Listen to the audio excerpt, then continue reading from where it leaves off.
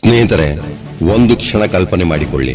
1947ರ August 14ರ ರಾತ್ರಿ ಭಾರತದ ಕೋಟ್ಯಾಂತರ ಜನರು ಒಂದು ಐತಿಹಾಸಿಕ ಕ್ಷಣಕ್ಕಾಗಿ ಕಾಯುತ್ತಿದ್ದರು. ಸುಮಾರು 2 ಶತಮಾನಗಳ ಬ್ರಿಟಿಷ್ ಆಳ್ವಿಕೆಗೆ ಅಂತ್ಯವಾಗಲಿತ್ತು. ಅದೇ ಸಮಯದಲ್ಲಿ ಭಾರತದ ಮತ್ತೊಂದು ಭಾಗದಲ್ಲಿ ಜನರು ತಮ್ಮ ಮನೆಗಳನ್ನು ಬಿಟ್ಟು ಓಡಿ ಹೋಗುತ್ತಿದ್ದರು. ಒಂದೆಡೆ ಸ್ವಾತಂತ್ರ್ಯದ ಸಂಭ್ರಮ, ಮತ್ತೊಂದೆಡೆ ವಿಭಜನೆಯ ನೋವು. ಒಂದೆಡೆ ಹೊಸ ಭಾರತದ ಕನಸು, ಮತ್ತೊಂದೆಡೆ ರಕ್ತಪಾತ ಮತ್ತು ಕಣ್ಣೀರು.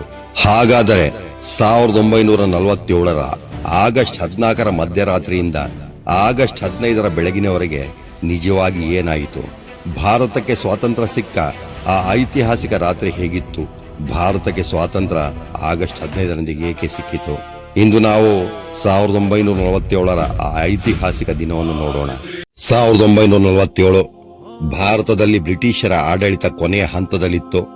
1857ರ ಬಂಡಾಯದಿಂದ ಹಿಡಿದು ಸ್ವಾತಂತ್ರ್ಯ ಚಳುವಳಿಯ ಹಲವು ಹಂತಗಳವರೆಗೆ ದೇಶದಲ್ಲಿ ಬ್ರಿಟಿಷ್ ಆಳ್ವಿಕೆಗೆ ವಿರೋಧ ಹೆಚ್ಚುತ್ತಲೇ ಬಂದಿತು. ಮಹಾತ್ಮ ಗಾಂಧೀಜಿಯವರ ಅಹಿಂಸಾ ಚಳುವಳಿ, ಭಗತ್ ಸಿಂಗ್ ಸೇರಿದಂತೆ ಅನೇಕ ಕ್ರಾಂತಿಕಾರಿಗಳ ಹೋರಾಟ, ಭಾರತೀಯ ರಾಷ್ಟ್ರೀಯ ಕಾಂಗ್ರೆಸ್ನ ರಾಜಕೀಯ ಹೋರಾಟ ಮತ್ತು ಅನೇಕ ಸಾಮಾನ್ಯ ಜನರ ತ್ಯಾಗ ಇವೆಲ್ಲವೂ ಸ್ವಾತಂತ್ರ್ಯದ ದಾರಿಯನ್ನು ನಿರ್ಮಿಸಿತು. ಕೊನೆಗೆ ಬ್ರಿಟಿಷ್ ಸರ್ಕಾರ ಭಾರತಕ್ಕೆ ಅಧಿಕಾರ ಹಸ್ತಾಂತರಿಸುವ ನಿರ್ಧಾರಕ್ಕೆ ಬಂತು. ಆದರೆ ಆ ಸ್ವಾತಂತ್ರ್ಯದ ಜೊತೆ ಒಂದು ದೊಡ್ಡ ದುಃಖವೂ ಬಂದಿತು. ಭಾರತದ ವಿಭಜನೆ.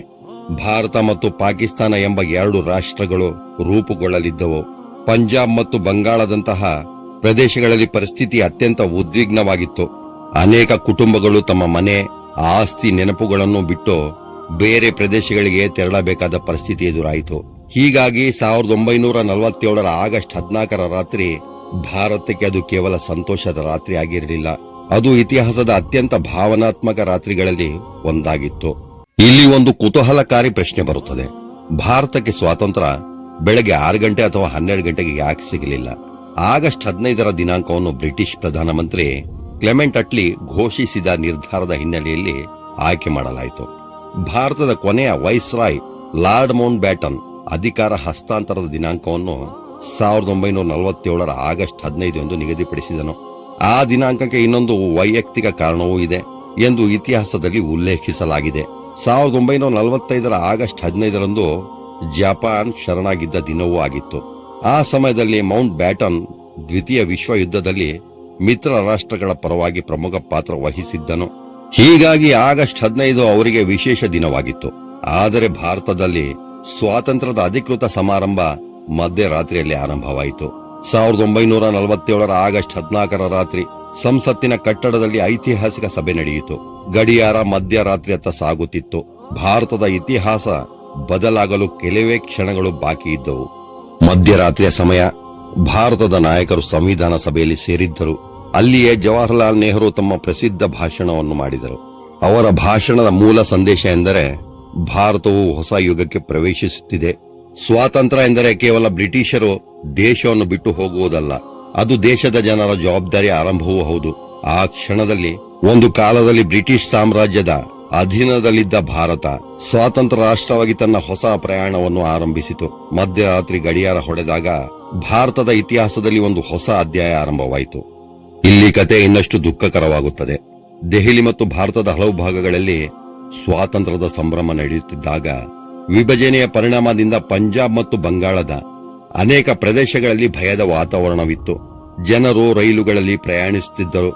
ಆದರೆ ಆ ರೈಲುಗಳು ಕೇವಲ ಪ್ರಯಾಣದ ಸಾಧನಗಳಾಗಿರಲಿಲ್ಲ, ಅವು ಲಕ್ಷಾಂತರ ಜನರ ಬದುಕಿನ ದಿಕ್ಕನ್ನೇ ಬದಲಾಯಿಸುತ್ತಿದ್ದವು.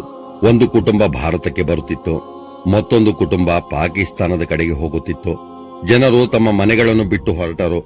ಅನೇಕರಿಗೆ ತಮ್ಮ ಹಳೆಯ ಜೀವನವನ್ನು ಮತ್ತೆ ನೋಡುವ ಅವಕಾಶವೇ ಸಿಗಲಿಲ್ಲ.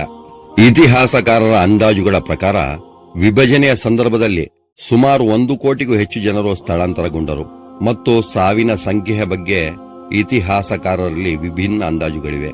ನಿಖರ ಸಂಖ್ಯೆ ಇಂದಿಗೂ ಖಚಿತವಾಗಿಲ್ಲ. ಹೀಗಾಗಿ ಭಾರತದ ಸ್ವಾತಂತ್ರ್ಯದ ಕಥೆಯಲ್ಲಿ 2 ಮುಖಗಳಿವೆ. ಒಂದು ಮುಖ ಸ್ವಾತಂತ್ರ್ಯದ ಸಂಭ್ರಮ, ಮತ್ತೊಂದು ಮುಖ ವಿಭಜನೆಯ ದುಃಖ. ಕೊನೆಗೂ ಆ ದಿನ ಬಂತು. 1947ರ ಆಗಸ್ಟ್ 15. ಭಾರತ ಈಗ ಸ್ವಾತಂತ್ರ್ಯ ರಾಷ್ಟ್ರ. ಜವಾಹರಲಾಲ್ ನೆಹರು ಸ್ವಾತಂತ್ರ್ಯ ಭಾರತದ ಮೊದಲ ಪ್ರಧಾನಮಂತ್ರಿಯಾದರು. ಬ್ರಿಟಿಷ್ ಆಡಳಿತದ ಅಧ್ಯಾಯ ಮುಗಿಯಿತು. ಆದರೆ ದೇಶದ ಮುಂದೆ ದೊಡ್ಡ ಸವಾಲುಗಳಿದ್ದವು. ಬಡತನ, ಅನಕ್ಷರತೆ ಸಾಮಾಜಿಕ ಅಸಮಾನತೆ, ವಿಭಜನೆಯ ಗಾಯ, ಲಕ್ಷಾಂತರ ನಿರಾಶ್ರಿತರ ಪುನರ್ವಸತಿ ಮತ್ತು ಹೊಸ ರಾಷ್ಟ್ರವನ್ನು ಕಟ್ಟುವ ಜವಾಬ್ದಾರಿ. ಸ್ವಾತಂತ್ರ್ಯ ಪಡೆದ ನಂತರ ಭಾರತವು ಶೂನ್ಯದಿಂದ ತನ್ನ ಭವಿಷ್ಯವನ್ನು ನಿರ್ಮಿಸಬೇಕಾಗಿತ್ತು. ಇಂದು ನಾವು ಕಾಣುತ್ತಿರುವ ಭಾರತ ಒಂದು ದಿನದಲ್ಲಿ ನಿರ್ಮಾಣವಾಗಿಲ್ಲ.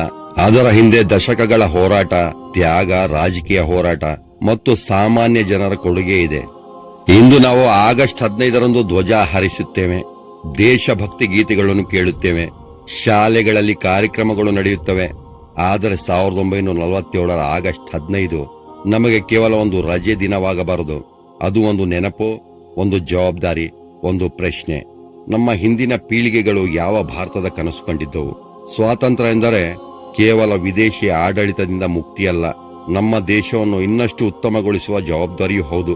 ನಾವು ಪರಸ್ಪರ ಗೌರವದಿಂದ ಬದುಕುವುದು, ದೇಶದ ಕಾನೂನುಗಳನ್ನು ಗೌರವಿಸುವುದು, ಭ್ರಷ್ಟಾಚಾರ ಮತ್ತು ಅನ್ಯಾಯದ ವಿರುದ್ಧ ಧ್ವನಿ ಎತ್ತುವುದು, ಶಿಕ್ಷಣ ಮತ್ತು ಜ್ಞಾನವನ್ನು ಬೆಳೆಸುವುದು ಮತ್ತು ದೇಶದ ಅಭಿವೃದ್ಧಿಗೆ ನಮ್ಮದೇ ರೀತಿಯಲ್ಲಿ ಕೊಡುಗೆ ನೀಡುವುದು.